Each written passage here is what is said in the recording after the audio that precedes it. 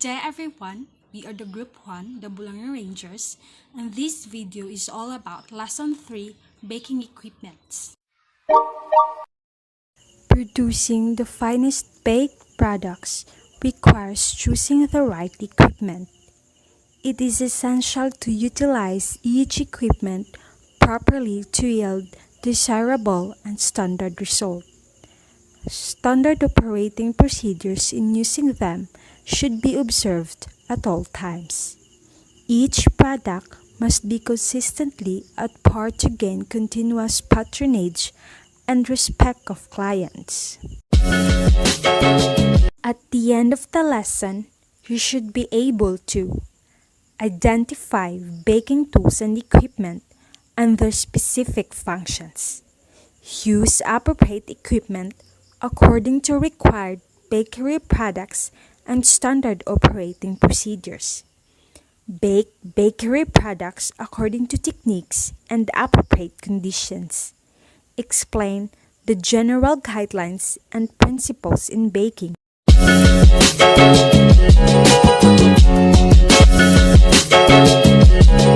Baking equipment.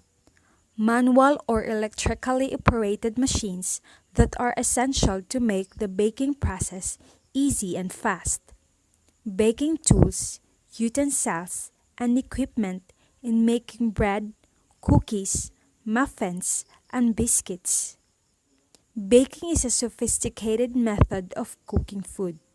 It requires special tools and equipment to bring out the best results.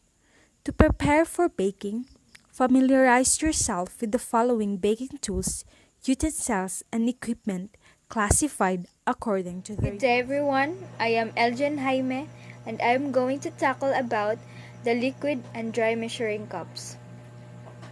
Liquid measuring cup. It is a transparent cup calibrated to indicate the amount of liquids. Dry measuring cup. It is a set of marked cups used to measure dry ingredients such as flours and sugar. They are either made of plastic, aluminum, or stainless steels. And now, I am going to show you a video on how to use these measuring tools properly. When you measure any type of liquid ingredient, use a liquid measuring cup. If you're using a standard liquid measuring cup, pour the liquid into the cup to the desired amount. Then, lean down so that you're at eye level with the measuring marks. The liquid should be right at the mark, not above or below. To measure dry ingredients, remember, fill and level. There are two ways. For flour, spoon, fill to the top, and level off.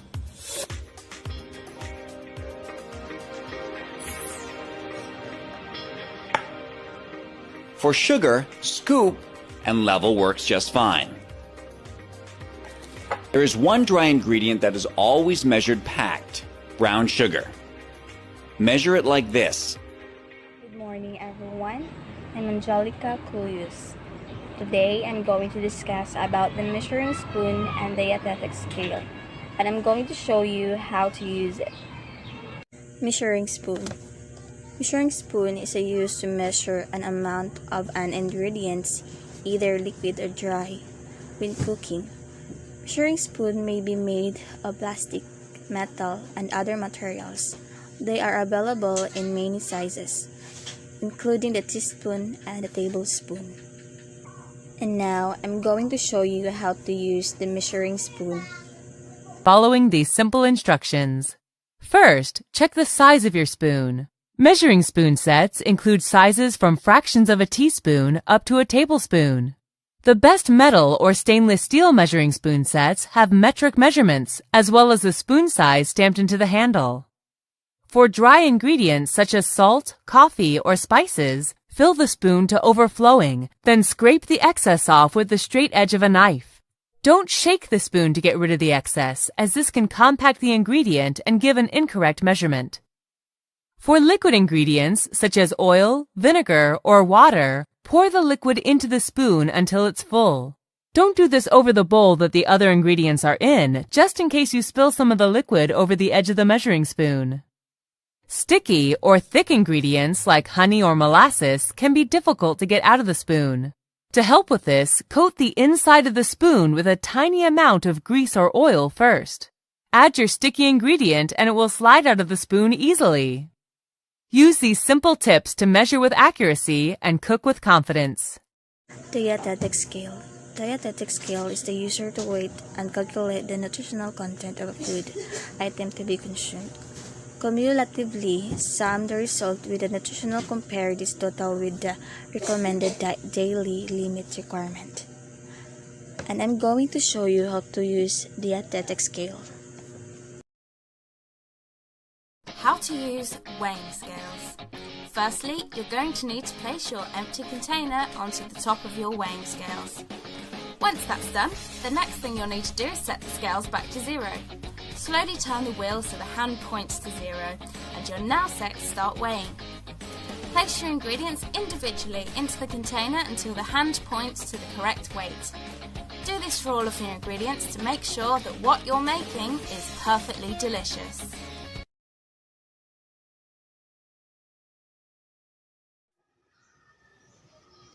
Good morning everyone, this is Tam Angelo Cole and I'm here to explain about flour sifters and dough cutters. A flour sifter is a light sheet iron cylinder about 6 inches in diameter, open at the top, containing a hemispherical screen on the bottom and a curved metal scraper that could be moved across the top side of the screen by turning a crank. While not listed in cookbooks as a prime reason for sifting, an important function of the sifter was to screen out weevils, which tended to be found in the flour after it had been stored for a time. Hi, I'm Judith, and today I'm going to show you 3 ways to sift dry ingredients.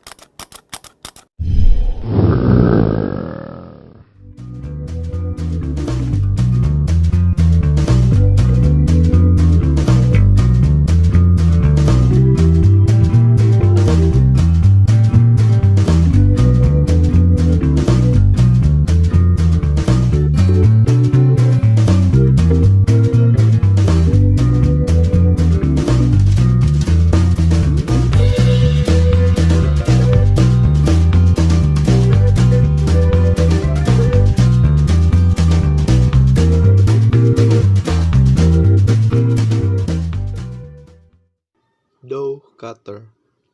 A kitchen utensil with a handle and a square beveled blade that is used to scrape, cut, and section ingredients when working with dough. Also referred to as a bench knife or pastry scraper. A dough scraper enables the baker to cut rolled dough into separate sized pieces. Cleanly scrape any excess dough off the working surface and measure amounts of dough to keep the food being prepared consistent in size.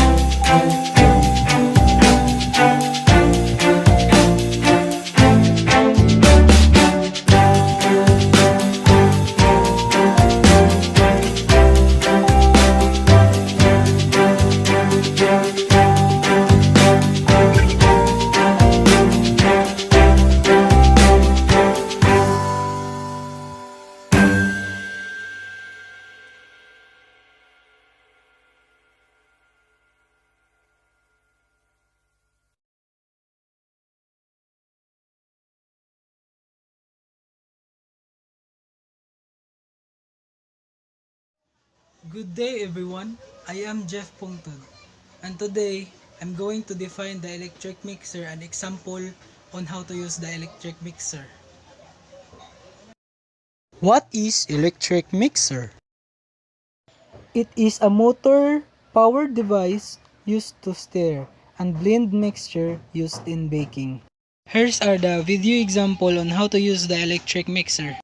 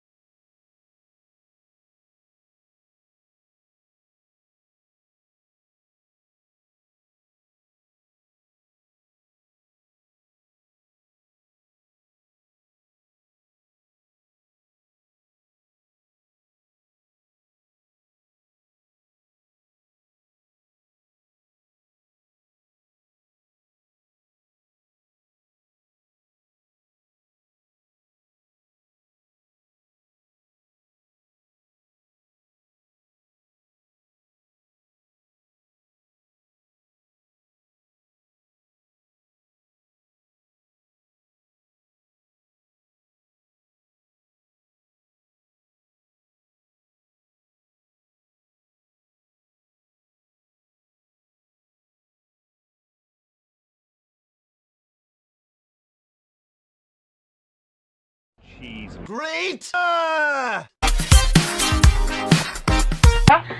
Good morning, sir. This is Maria Christine Bihok, and I am here to report all about grater. So, grater is a kitchen tool which has a rough surface that you use for cutting food into very small pieces. And I will show you some videos on how to use grater.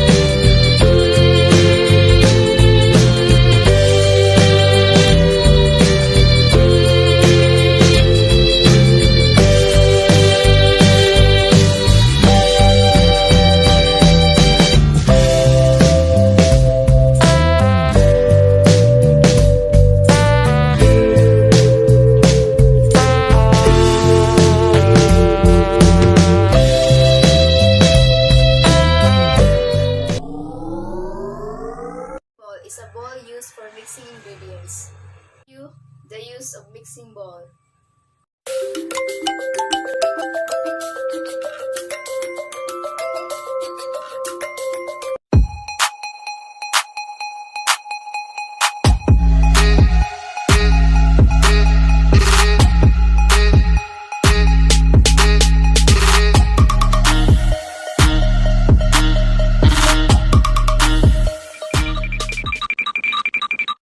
Rolling pin is a cylinder that you roll backwards and forwards over and cook pastry in order to make the pastry flat. So let's see on how to use a rolling pin. Let's check this out.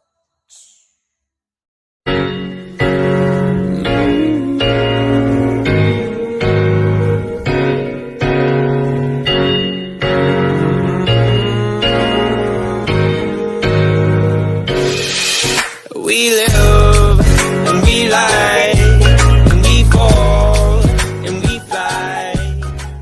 Rotary egg beater was invented by Wallace Johnson. The egg beater was patented in 1884. Originally, he invented the device as a mixing machine not intended to whisk the eggs only. The rotary beater transfers the action of whisking into gears, which saves a lot of effort. So, let's see on how to use a rotary egg beater.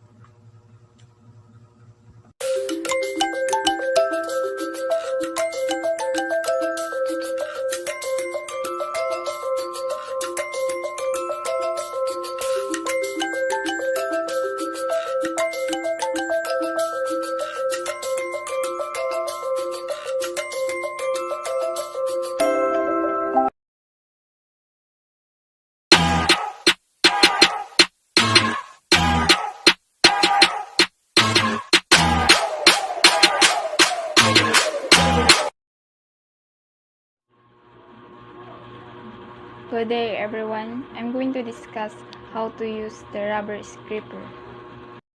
This is a rubber scraper. A rubber scraper has a flexible tip on a long handle.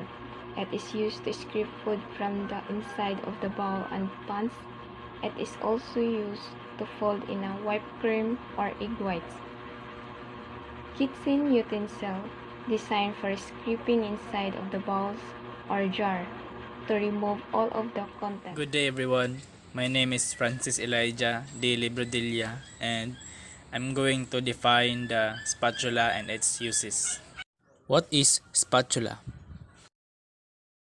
A spatula is a tool with a broad and flexible blade that is used mostly for spreading or mixing soft substances.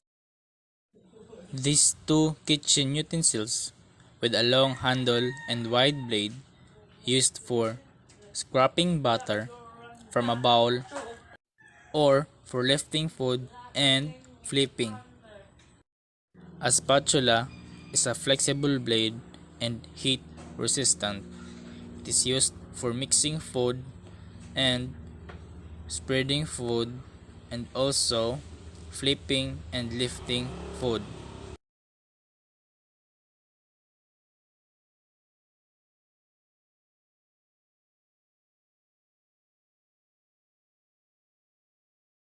Good day everyone, my name is Christian Lopez and I'm going to define wooden spoon. Wooden spoons in Western cultures are generally medium to large spoons used for mixing ingredients for cooking or baking. They may be flat or have a small dip in the middle. Wooden spoons were often used to cream together butter and sugar. They are still used for stirring many different kinds of beverage. They tend to absorb strong smells such as onion and garlic. Wooden spoon can be treated to protect from cold liquid absorption with coconut or mineral oil. A wooden spoon is also heat-proof than metal spoon because metal spoon absorb heat.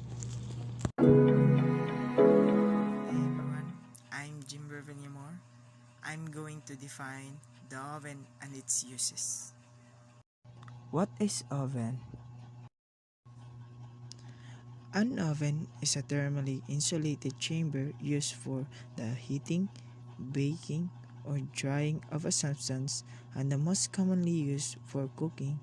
Kilns and furnaces are the special purpose oven used in the pottery and metalworking, respectively. Types of oven. First is conventional oven. Second is convection oven. Third is microwave convection oven. Last, oven toaster grill. Hello everyone, this is Genevieve Claire B. Sarabia. This day, I am going to tackle about what is baking pan, what is the use of baking pan, and what are the different types of baking. First, what is baking pan? It is a flat pan with straight sides that are 3/4 or taller, which is used for baking food in oven. There are many sizes and depths available, but the most common sizes is 9 by 13 by 2 inches. What is the use of baking pan? It is used to hold runny butters, such as cake batter, and thick solid masses food, such as savory hot dish recipes. The foods are placed in the pan and baked in the oven. What are the different types of baking pan? First is sheet pan. These flat baking sheets have a shallow rim around the edge. They perfect for everything from roasting potatoes to baking cookies. You may know them as cookie sheets and real workhorse in the kitchen. Next is a muffin pan. Using this pan, you can bake a variety of treats, from popovers and cupcakes to, of course, muffins. Most cakes recipes can be adapted to a muffin tin by reducing the baking time, making the pan even more versatile. Next is a loaf pan. A loaf pan is a workhorse in the kitchen, since it gets used for both sweet and savory baking.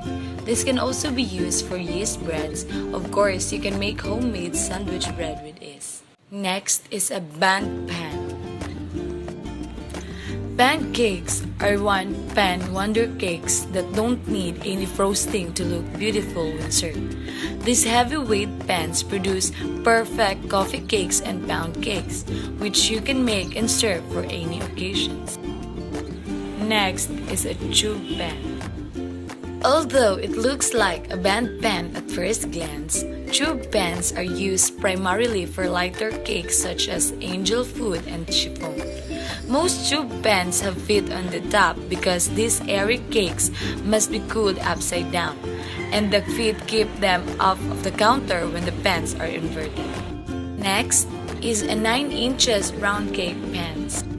Round cake pans comes in almost every size you can think of, but the most common are 8 inches and 9 inches. It may be used to bake occasional brownies.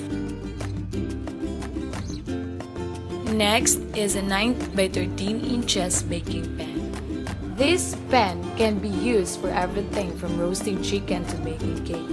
It has a higher side than a sheet pan, which make it better for cakes than for cookies. It is also the standard size for the sheet cakes and most baking mixes, which make it a perfect pan which you need a quick batch of brownies or a cake for a party. Next is 8 inches square baking pan. A small, square baking dish is ideal for brownies and bar cookies. Next is a pie plate. You can't make a pie without a pie plate, so pie plate is a must in a baker's kitchen. The pan can also be used for brownies, loaf cakes, and other baking by simply adjusting the baking time of your recipe. And lastly is a 9 inches spring form pan. This type of pan has a removable outer edge that unclaps easily after baking. This pan is a must for baking cheesecakes, but it can also be used for tarts, especially if you don't have a tart pan, quiches, and even regular cake. Good day everyone. For today I'm going to report about baking sheet. It is a flat aluminum sheet used for baking cookies, or a metal tray on which food may be cooked in an oven, and it is often used for baking bread rolls, pastries, and flat products such as cookies, sheet cakes, Swiss rolls, and pizza. Think all cookie sheets are created equal? Think again. There are some important characteristics to this essential piece of kitchen equipment that will help you bake perfect cookies every time. Here's what to look for. In the test kitchen, we use a classic cookie sheet, one that has 1 or 2 angled edges while all the other sides are edgeless. They're really helpful for getting a spatula underneath the cookies after baking. Now, if you don't have these, don't worry. You can still bake cookies. If your sheets have an edge, you can flip them over and bake on the bottom, or just arrange the dough so that the cookies don't spread into the sides during baking. But no matter what you bake the cookies on, it's important that it's made out of heavy-duty metal. Flimsy, inexpensive pans don't conduct heat well, cause uneven baking, and they tend to warp in the oven, which can cause misshapen cookies.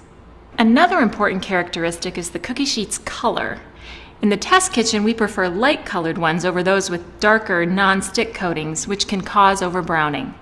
If all you have is a dark sheet, here's our secret for getting around that. Simply cover it with foil and bake the cookies as directed. And I just have to tell you about parchment paper.